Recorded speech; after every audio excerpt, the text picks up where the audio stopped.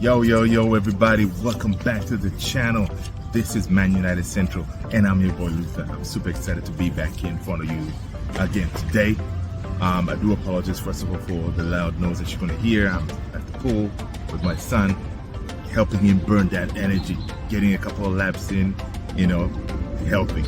I like that. Now, that being said, I'm super excited again that you're back here to this channel. Do me a favor, hit that subscribe button, notification bell, that we do not miss any new info that comes out of this channel. That being said, let's jump into it. So today, it was again a crazy day, especially on the Takeover saga. So let's jump into it. Now, what happened today? Early in the morning, we know, again, you wake up, you check the news and see what's going on. I see, the internet is just blowing up. Twitter, Instagram, everything, like all this news coming out when it comes to Manchester United. Now, where did the news come from? I'm about to tell you. So, basically, former Manchester United defender Rio Ferdinand has been providing some intriguing insights when it comes to the whole Takeover saga. This is one of those things that you don't hear so much because most of these former football players, especially the Man United football players, they have not really come out and support either way. Like if you're for Sir Jim or Sheikh Al-Thani, right? Because it is known fact that any new organization that takes over, say it's Jim or Al-Thani, they would bring in some former Manchester United players, to help run the thing, right? And this is true. It's a definite fact, especially for Sir Sheikh Jassim bin Al-Thani. He has mentioned this. This is something that he wants to do to involve ex-players in the running of the team, right? Especially on the not on the day-to-day. It could be like on the board, maybe director of football roles and stuff like that. So this whole thing, when it was happening, you don't hear any of them, Gary Neville or now Rio, picking a side. Basically, they've been traveling in a kind of middle ground, talking about the takeover, but they don't say who they're for until today. So what happened is, this is what Rio said today: Man United takeover is imminent. We're hearing that Qatari bid is the one that is taking over, right? The one that is going to be accepted and the one that is going to go through, right? So these are strong words. And he says that we are hearing everything is close. We're hearing it is a matter of days. This is going to happen, if not hours. So, these are really strong words because, again, Rio is a reporter. So for him to come out with something like that, that's why the internet and everything was going haywire, because they're like, okay, does this guy have some insight when it comes to the Qataris? Why is he coming out this strong? He's not like Ben Jacobs, all these top sports reporters in the UK, from the Daily Mail, the Guardian. He's none of those. Just the fact that he comes in and says the strong words, everything went crazy, right? So basically, by him speaking, it sparked a wave of excitement among Manchester United fans who have been eagerly anticipating a change in ownership. However, it is important to approach these reports with caution, as the intricacies of such a deal often involve complex negotiations, right? We know this. Complex negotiations when it comes to, purchasing, a superpower like Manchester United. Now, another news that came out, it was like, interestingly, now the Premier League recently made a significant decision. All the Premier League, which was like all the teams and all the boards, they made a significant decision related to club takeovers. They unanimously voted to ban full leverage buyouts, which is quite ironic considering that the Glazer family, who are the current owners, they used loans to finance their takeover in 2005, right? Now, basically that's how they got the team. The Glazers, they used loans, which was the, to me and a lot of other pundits and whoever has been talking about this situation, they said that the deal that the Glazers did to acquire Manchester United was incredible. Basically, they loaned some money. I don't have actual figure. They bought Man United, which it wasn't much that they paid for it. So now, by them trying to sell it, basically the amount of profit they made is staggering. Like someone had mentioned that they've never seen any deal like that ever been taking place. You buy something for cheaply, you don't even use your money, and then now you're about to sell it to make a ton of money, right? And the Glazers, what they're doing is the reason that they're dragging this because some of them, they see the value of Man United going up, right? In the next couple of years, the value is going to go up because they see we are on an upward trajectory. So they feel like, you know what, they can find ways to stay on a little bit longer. And for sure, when they're ready to sell in the next couple of years, for example, if they stay, they're bound to make more money, right? So that's why they are, kind of taking their time. And also that could be a reason too that they could be, let's lean towards the Glazer side, because that with the Glazer, the Jim Ratcliffe side, because Jim Ratcliffe allows them to stay on. But Sheikh Jassim, he wants them gone. He pays them off, they're gone, right? So that's why this whole thing is taking quite a long time, right? Now, on other news, along the Qatari bid, there has been other reports suggesting that Sheikh Jassim bin Hamad Al Thani has made significant progress in acquiring United. However, essential for us to exercise certain caution here and don't get carried away, because everything is very fluid and it's changing day by day. Now, today, I don't know if some of you noticed, like when all this was happening, Rio Ferdinand and other news that I'm going to point out, it made the stock skyrocket, right? I'll point out the stock so you can see the way it went up because of this news, right?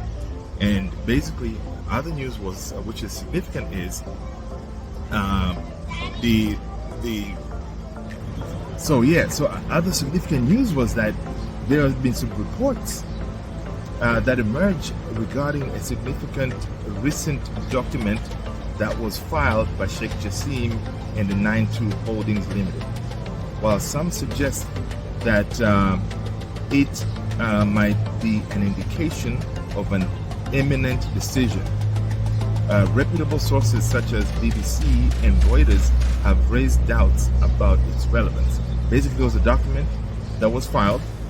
The documents was filed to form a company, right? And this document was filed to form a company, and the company showed Sheikh Jassim as the owner of that company. So basically, people were saying, they were speculating that, look, but this company being formed, so like during this time, it could be another reason why there's all this hoopla and craziness going on. People thinking that the Qataris have definitely been given some kind of word, some kind of inclination that, hey, you guys are going to be the preferred bidder. You guys are going to be the ones who are, we're going to accept the bid from. So in order to do that, you have to form this company. That way the company, as a holding company, can be the one that is owning Manchester United. And these documents had to be filed to, I think they got filed yesterday or today, or the last couple of days, basically to indicate like, okay, when they get the go ahead, they'll be ready to go with the entity already formed, that way they can start the whole process. All right. So, again, with this whole transfer thing going on, there's been speculations about what is going to happen with the transfer, right? Because, of course, Ten Hag needs funds. right? Based on the financial fair play, it looks like Ten Hag, again, we have mentioned this in the past, that the only funds that he's going to have really, it's going to be the 100 million that we mentioned. Maybe the most is going to be 200, depending on sales. People need to understand that, yes, even if Sheikh Jassim gets the team, it's not like he can just inject us with like 500 million or some crazy number, and we can buy whatever players we want. It's not going to happen that way because of financial fair play. Meaning that we've already spent a whole bunch of money last season, 200 million, and we did not really bring in any. So even if they take over the team, they will not be able to inject a whole lot of money. So again, when people think that, oh, if the Qataris take over, we can have Mbappe, we can have Kane, we can have all these players that we want, it's not going to be that case, right? Basically, the way we're seeing it is, even if they come on board, the Qataris, it's going to be kind of like business as usual, whatever budget we have now. As yesterday, Sheikh Jassim had mentioned, okay, on his article that the most he may put in maybe is 50 million. So if we're going to spend 200, maybe it'll be like 250, but nothing crazy like that, right? So that's basically what has been happening. Okay, now on the transfer side, another flip that a lot of people they were not really addressing this is this, that the reports that De Gea has not signed the contract that was given to him, or the contract that they were talking about. Basically, this new contract was going to bring his salary down and maybe give him a couple years. It looks like De Gea may actually be leaving because what happened is he's talking to the Saudis. So basically now De Gea, whose contract is over this summer, he's saying, you know what, why should I sign a contract with United and get paid less, whereas I can go to Saudi Arabia just like Benzema, N'Golo Kante, Ronaldo, and make more money than I was making now at Old Trafford. Now, by doing that, it created an issue for Ten Hag, because Ten Hag was willing to say, you know what, let me focus on other departments like midfield, obviously the striker position. I can stick with De Gea and then maybe get another goalie, a cheaper one, that way like an understudy. But now it's becoming a problem because the little money that Ten Hag has, now he has to focus on big name goalkeepers, right? Because if De Gea leaves, you need a shot stopper because we're United. So again, that he is proposed is Onana, and then David Raya and Costa, and these guys are going to cost upwards of 50 million, right? An amount that he was not really planning to spend. Now he's forced to do that, and that's what he's doing. So he kind of changed his transfer plans. So for example, if he does that, gets a top goalkeeper, now means that you have less money to spend in the striker position. So again, he's going to go maybe the way it looks like we may get Højlund, yes, and also now the flip side is Atalanta, because they know, okay, United, they're keen to get Rasmus Højlund. Apparently they have raised their price. Their asking price, I think they're asking for like 70 million, which is crazy, right? Because again, it's United, and that's what happens. So everything now is becoming crazy. Of course, when it comes to midfield, yes, we were bidding for our 40 million bid was rejected yesterday. So yes, we're going to go in again, but I don't think we're going to go in all crazy. My number was mostly 55 for Mount. If it's anything more than that, let's bail. Another situation. Today we found out one of our Caicedo, who we really wanted, looks like he's going to Chelsea.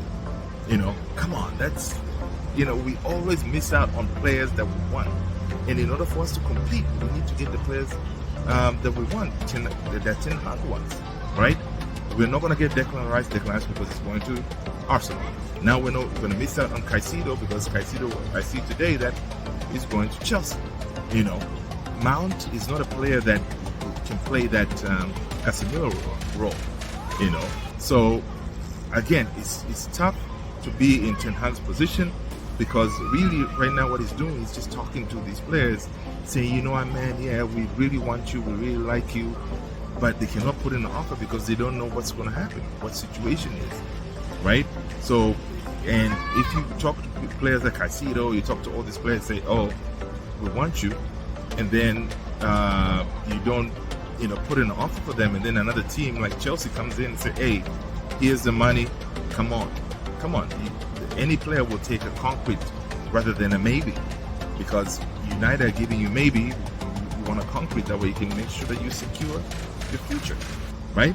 So it's going to be really tough. It's going to be a tough transfer window, and I really hope that we can find a resolution when it comes to this takeover situation, that we can put it behind us. But again, even if it is, put it behind us, the whole takeover process, it could go all the way until maybe August, right? So this whole summer, we may just continue doing the way, whatever business we had planned, that is how we're going to stick with it and try to get the players that, maybe we can get based on the little money that we have. In short, United is broke, right? Compared to other teams, we are broke, right? And it's going to be really hard to compete with these other teams. So again, basically today the main news was the takeover and the whole De Gea situation. Him, if he leaves, then now Ten Hag has to spend more money than he wanted to get a proper goalkeeper. Because guys, we cannot go into another season with Dean Henderson as the number one, because we need a proper shot stopper to be able to play. Okay, now if he gets one, well and good. I personally, again, I'm going to go with Onana, and then maybe if we can get Mount over the line, that'll be good. And what sucks is now, if we get Mount, since we missed on Caicedo, guess who we're gonna get? Rabiot, because Rabiot is what? Free. So basically, we're gonna go again the same route like we did with Eriksen. We went the free route because we are broke. We cannot get the players that we want. So Rabiot is good, but we can, we should have been going for a player like Declan Rice, Caicedo, proper players. But because we're broke, we're gonna go for Rabiot, and we're gonna have to make sure we secure him, because who knows, another team may come out of there and they just scoop it, because again, Rabiot is free. So maybe in the midfield, if we get Rabiot, he can kind of hold on until maybe next summer or next transfer window, when the takeover situation is over, and maybe a little bit more funds can be injected, because now we're in the Champions League. When you go in the Champions League, you get supplied with some funds, and that kind of can help with the financial fair play.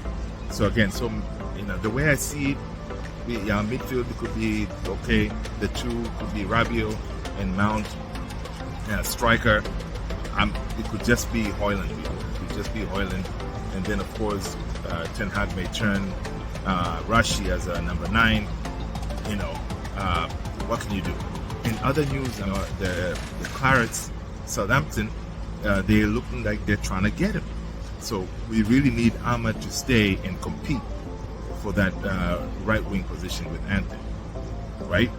And also, other news, I'm seeing that Joe may be sold, which I wouldn't complain really if we do sell him, because at least he's one of the players we can get value from.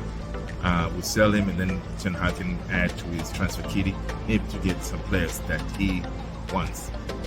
So let me see what else I got for you guys when it comes to Manchester United. But yeah, that is really all I have. And again, it's been another crazy day when it comes to Manchester United.